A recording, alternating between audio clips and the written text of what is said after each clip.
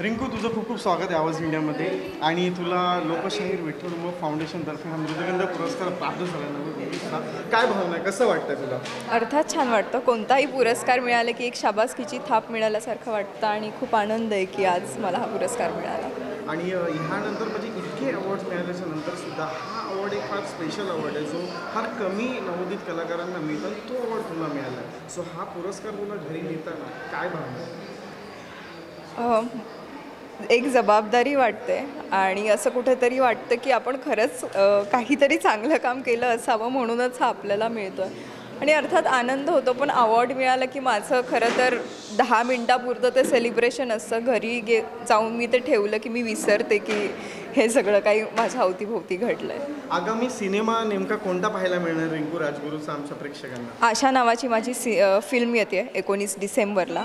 खूप चांगला सिनेमा आहे, महिलांवरती भाष्य करणारा सिनेमा आहे, तर मला खात्री आहे की लोकांना हा आवडेल. तू आता हल्ली फार असे सोशली मेसेज देणारे सिनेमा करतेस आणि फार असं सामाजिक भान ठेवून काम करतेस तू.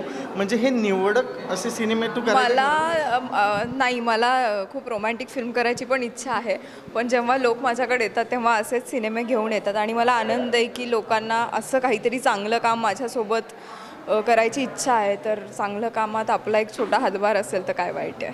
थँक्यू आणि खूप खूप अभिनंदन तुझं. थँक्यू.